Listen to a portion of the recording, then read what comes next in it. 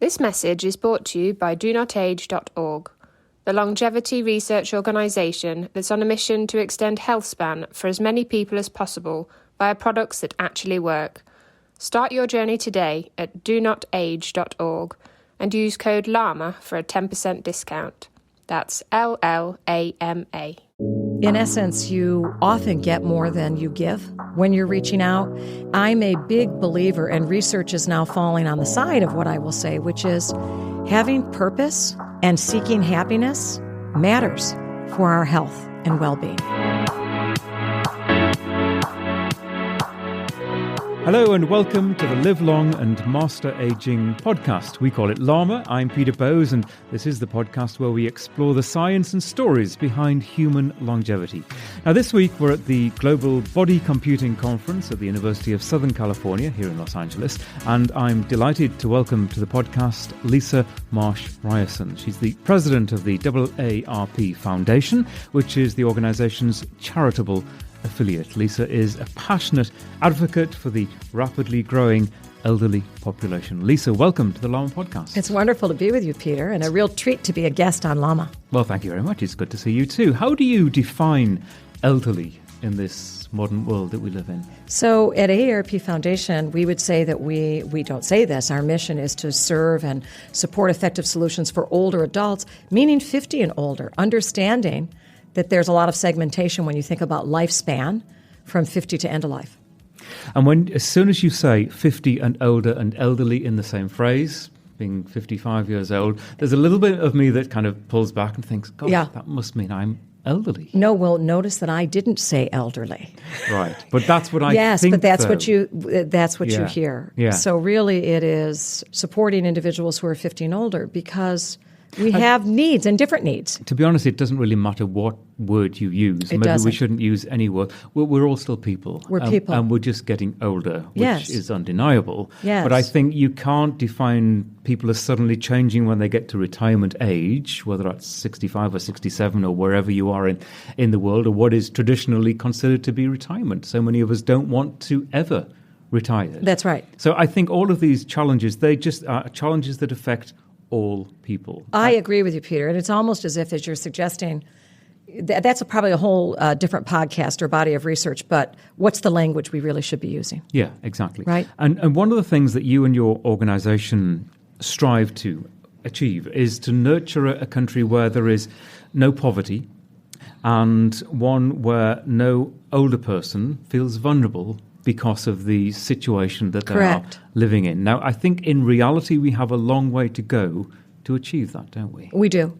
So that is our mission. It really is the North Star for our work at AARP Foundation. It's what drove me to want to join the organization, that the organization would have such a bold vision.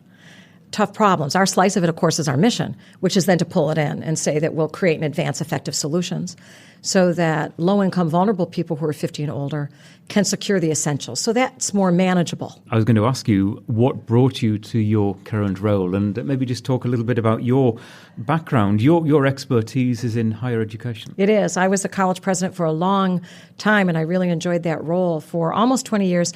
And I'm an educator by training. I'm a former 5th and 8th grade classroom teacher and worked in higher education for most of my career. But when I share that with you, educational institutions are really mission-driven. So my commitment is to support and lead mission-driven organizations.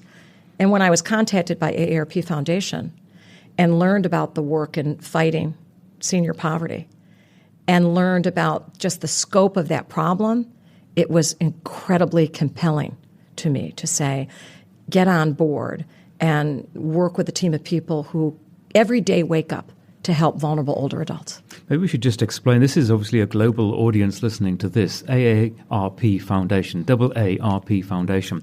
Obviously it's an American organization. Yes. Can you just outline what the main focus of the organization is? Yes, it is AARP Foundation, which is the charitable affiliate of AARP, is a domestic organization serving adults across the nation, and a nationwide organization with deeply local impact is what I would want to share with the listeners. What I appreciate about your podcast and about nurturing a global conversation is that the solutions exist everywhere. as do problems. And so as we think about longevity around the globe, really important that we have dialogues among nations, across borders, and that we just source the best ideas. I think what's fascinating is how we can learn from attitudes towards longevity in different parts of the world. Oh, absolutely, but also across different cultures in our own country here in the United States. Yeah, exactly. And that can be cultural attitudes towards socialization, towards diet, towards exercise. We all learn, hopefully we cream off the best ideas from different cultures. Yes, it's interesting, Peter, when you say that and you ask me a bit about my background. And as I'm listening to you, I'm reminded of some of the changes or new experiences I had when I moved from American Higher Education to AARP Foundation. Working as long as I did in an educational institution, specifically in a residential campus, just think about faculty emerita and emeritus and staff members and families of staff members that serve for many generations. In essence, that wisdom, maturity of service, and experience is highly prized and valued in an educational organization. I have a different experience when I'm working with low-income, vulnerable older adults, frequently, unfortunately. So one of the things that you have been talking about here with a group of people, we were on a panel together talking about digital technology and older people just getting around, and that really age-old problem of access to transportation when you get to a certain age. It just isn't that easy. You've given up driving your own car, maybe for sensible reasons. Perhaps your response times you're not quite as alert as possible. Maybe it is a good idea not to drive. I think maybe it's a good idea for a lot of people in this day and age. It may not be as related to age, right? It may not be so related to age anymore. However, you're not driving, but you don't have that immediate access to a car, to a bus. You can't easily get to your hospital appointment. You can't easily get to dinner with your friends, and there's a socialization implication there as well. But we're talking here about, there's quite a unique program that's really just starting, involving the Body Computing Center here, Lyft, the car sharing service, the app. And this is something I think that is going to open the door for a lot of people, open that door towards socialization and transport. Yes, we certainly hope so. Transportation is important. I mean, livable communities, that whole concept about livability has transportation as one of its basic tenets, as well as, given what we're discussing, livable communities are communities that are inclusive of all people, and understanding the unique needs that different individuals have within a community, and then working to provide solutions. So for us, as it relates to living independently, or if we say aging in place, and also as it relates to our body of work and social isolation, we know, evidence says, that transportation is key, a key driver. So we have to find solutions that can be replicated and scaled across the nation to help the most older adults. I know you feel quite strongly that this isn't just about, and we talk specifically about access to hospital appointments, and 3.6 million people miss or delay hospital appointments simply because of transportation issues. They can't get the ride, or they can't even park at the facility. But it goes wider than that, doesn't it? Because there are more reasons to get out and about than just to go to an appointment. And I mentioned socialization. There's the theatre, there's dinner with friends, there's the gym class that you could just as easily be doing at 85 as you could at 55. Right, and as important across the entire lifespan. So certainly it is true that there is research that indicates, well, we know this about ourselves as humans. Very important to go to primary care visits or specialty physician visits as a way to promote well-being, both mental and physical well-being. And so that is something we're looking for in terms of this project and building evidence. And it has a huge impact on longevity. It has a huge impact, preventive medicine. But as you've noted, being socially isolated and or lonely, and those are related but different. Social isolation, in fact, can be measured objectively. It's the importance of the size of our social network and the frequency of contact with it. And then loneliness is how you or I would perceive or discuss, make a decision about how we're experiencing life. Both have very negative health outcomes. And we know at AARP Foundation that social isolation, growing public health concern, we want to lift awareness. And we think prevention to promote health, just what you said, really important to help older adults get where they want to go in order to maintain connections with their social network and or build a new social network. So if it's going to a play, as you said, or the theater, if it is getting to the grocery store, because you're buying good food, healthy, nutritious food, and socializing with employees and neighbors in that venue, equally important. So there's that balance between the medical appointments and social network. Both important to promote health. Yeah, and I've heard this from both sides. So previous interviews on this podcast, a great example. So the 102-year-old lady who, yes, I believe, honestly, she keeps on going because she's got a fantastic social life. She lives for the next meal out with her friends, her girls, as she talks about them, her next gym class where she does her stretching. She has a very busy social calendar now, and she also has a great family network around her. Yes. She can get to these things. I've also talked to people who are in a similar age group but don't have that support network. They might have, I'm thinking of Edith Avis, who we had on the podcast a good few weeks ago. She had just moved into an assisted care living facility. She had all the support around her in terms of her daily needs, even a bus if she wanted to get onto it to go to her appointments. But it was a long process getting on that bus, waiting for every stop and everyone else to get off, on, off. She got frustrated at the time it took her.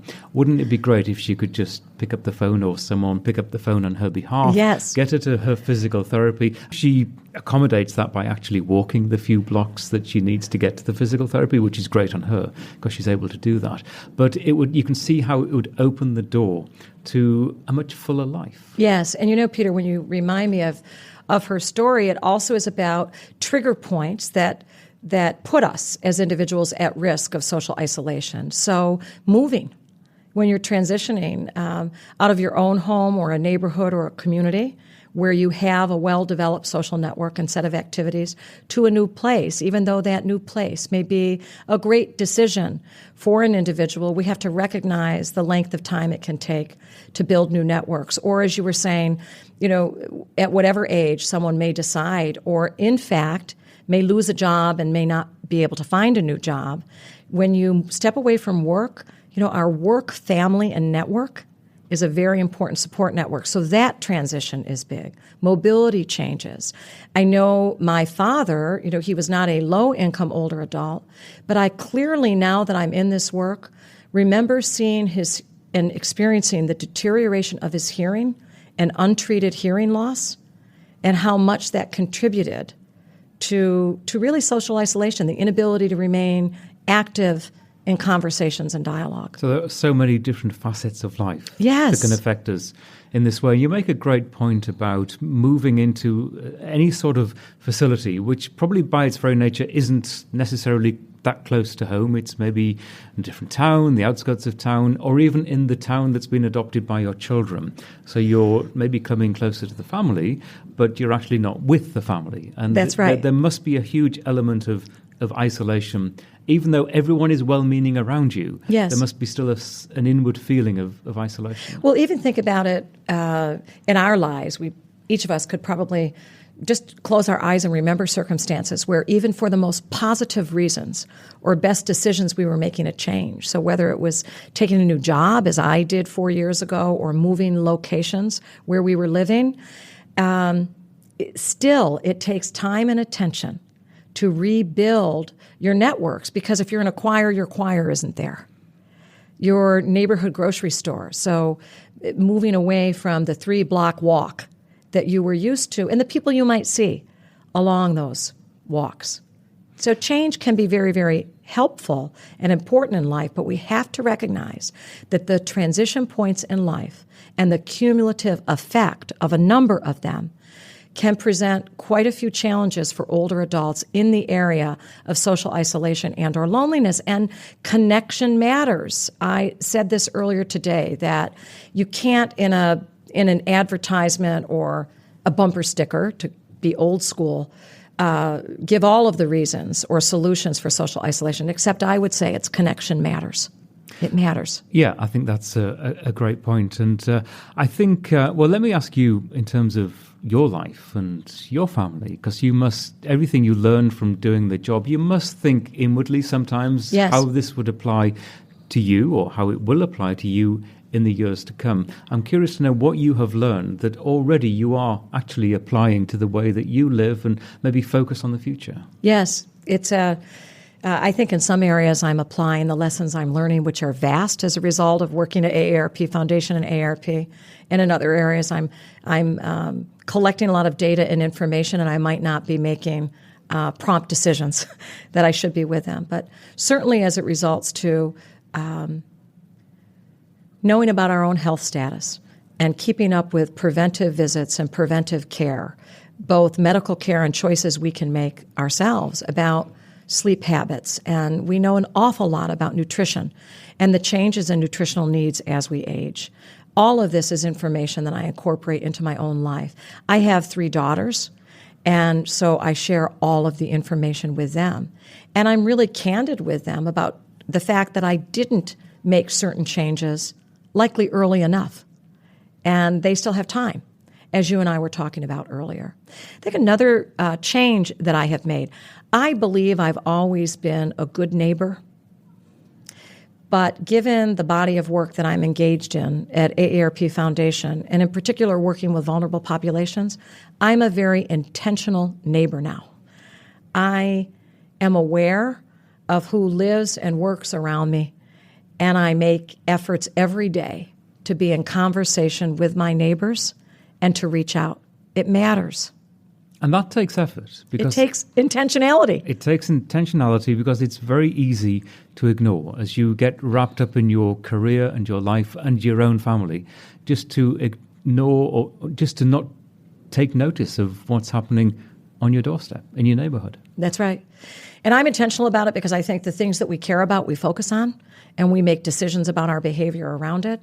And I also have experienced and see enough to know that I'm working really hard to drive into longevity and promote my own health span. And I'm fortunate that I am not a low-income or vulnerable older adult. And yet, there will be a time in my life when I will count on my neighbors more. And we'll continue this conversation in just a moment. Hey, quick question for you. Are you someone who wants to be fit, healthy, and happy? And what if I told you you could get your dream body by simply just listening to a podcast? I'm Josh. And I'm KG, and we are the hosts of the Fit, Healthy, and Happy podcast. Listen, we get it. Fitness isn't easy. Carbs, no carbs. Just stop, okay? It doesn't have to be that complicated. And that's why we made this podcast. We get straight to the facts so you can become your best you. So the way to check us out is click the link in the show notes or search Fit, Healthy, and Happy podcast on any of the major podcast platforms. We'll see you soon.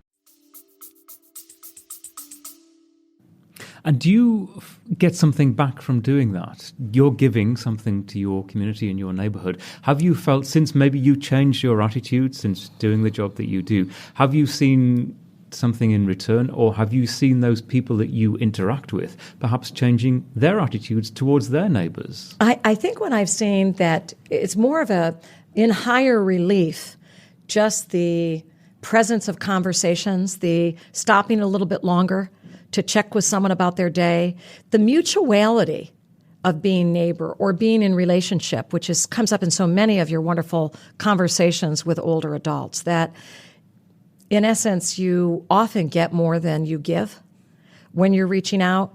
And I'm a big believer, and research is now falling on the side of what I will say, which is having purpose and seeking happiness matters for our health and well-being. And the exciting thing that we've been discussing today is technology. Yes. And how we can embrace tech to achieve exactly what you're talking about. There is a challenge there to get, I think, people of a certain age to embrace that technology. And I think there's a lot of work still to be done there. But would you agree that we are making progress? Oh, we're definitely making progress. And it's so inspiring to be at USC's Body Computing Global Conference because we're hearing about digital health and technologies from many different organizations, really a great cross-sector group. So we are making progress. I think there is no question now that technology will play a role in scaling solutions, and so it must be present in our solutions. So access has improved, digital solutions are improving, and at AARP Foundation we will drive into that. At the same time, and just as we're recognizing that more older adults are using smartphones, are more facile or comfortable with technology. There still are differences across the lifespan. We have to continue to provide one-on-one teaching opportunities for older adults. That allows a great opportunity for intergenerational connection So at AARP Foundation, we have a program actually called Mentor Up, where you almost do reverse mentoring, younger people helping older people learn technology, but the younger mentors gain so much from the older adults. Having said all of this, I still believe, and evidence would show, that human connection matters too. So technology can help us replicate, but we want to be sure that we are encouraging, I hope it's not labeled this way, but, old-fashioned communication with one another. Well, in that vein, there are some great projects going on around the world, and I think there's one here at USC where young people and older people are living together. I think it's terrific. It's house sharing, under right? the same roof. Yes. And I think maybe the arrangement is it's free board and lodgings for the student. That's right. In return for some time. Yes. Might be just talking time, just company time, socialization time with the older adult in the same facility. Absolutely. It could just be the visiting. I don't know all the particulars about the way in which they're running or the framework for house sharing here at USC, but of course I'm interested in it. I think there's a big benefit to college and university students who have access issues and affordability challenges and needs to meet when they're at college, but also older adults. It's company. It might be or could be light tasks, home upkeep, which is really important, right? The house is a big asset. We need it to be safe. Healthcare is taking place in the home now, so we need the homes to be healthy too.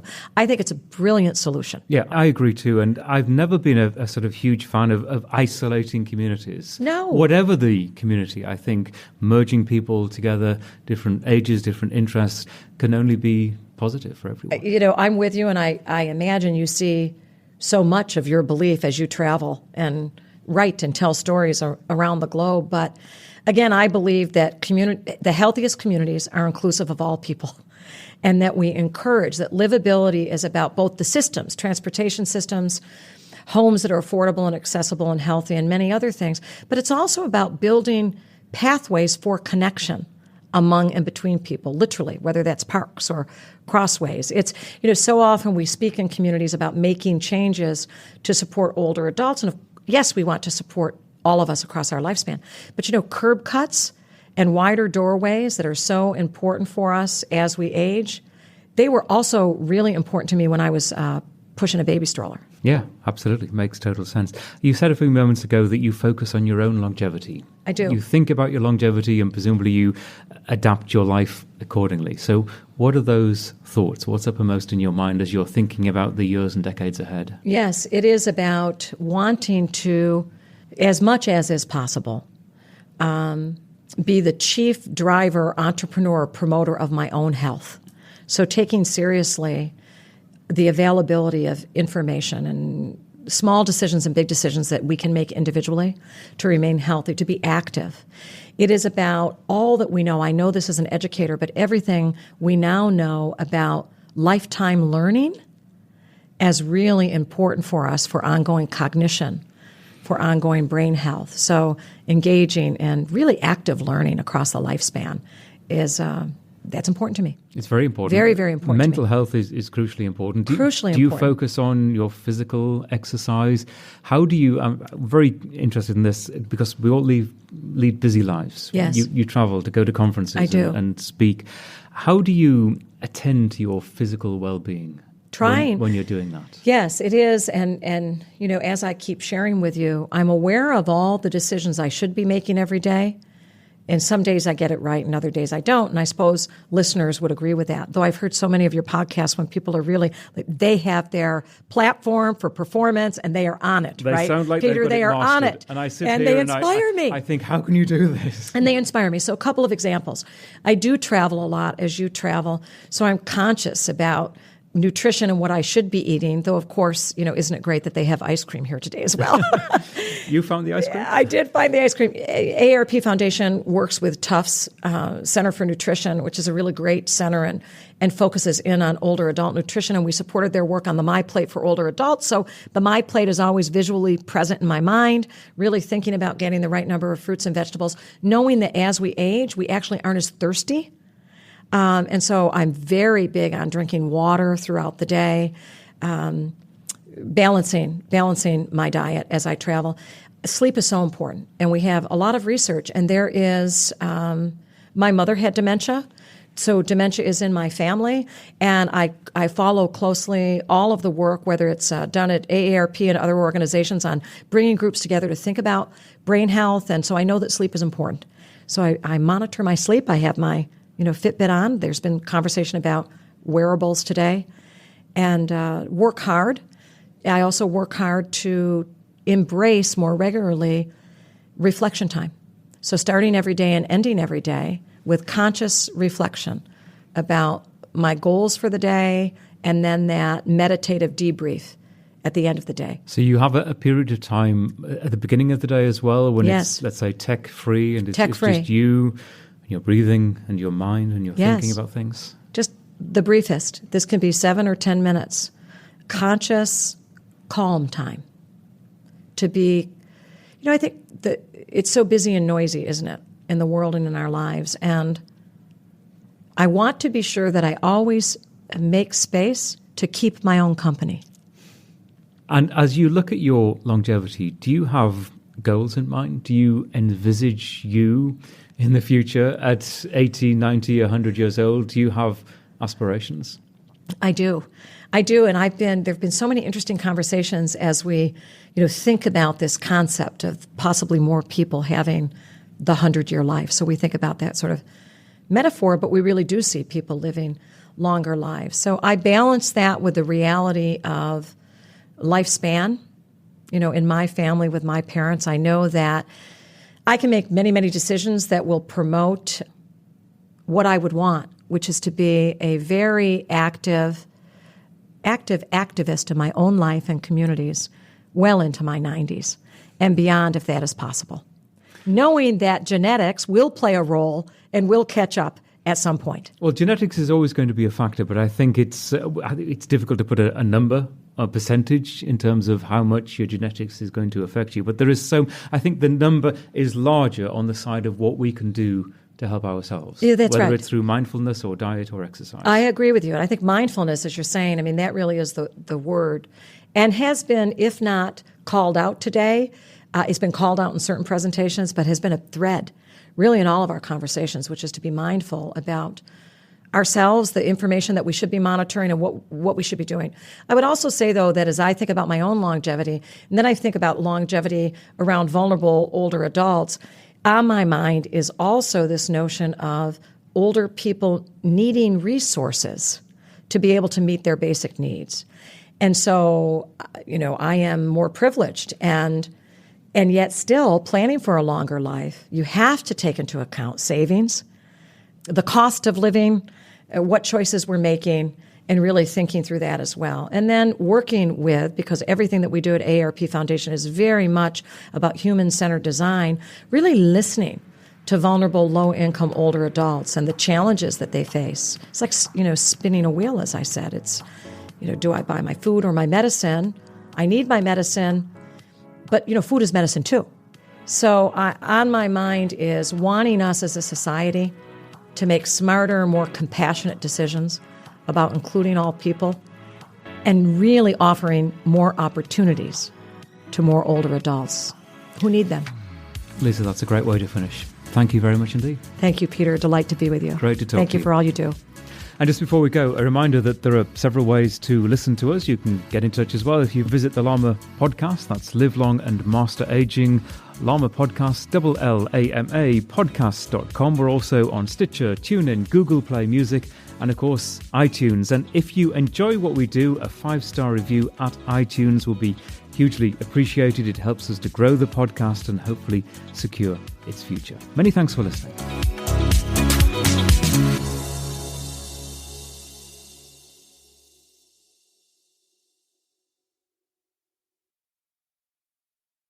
Health optimization is what this podcast is all about, and that means taking care of our mitochondria, the energy centers of our cells.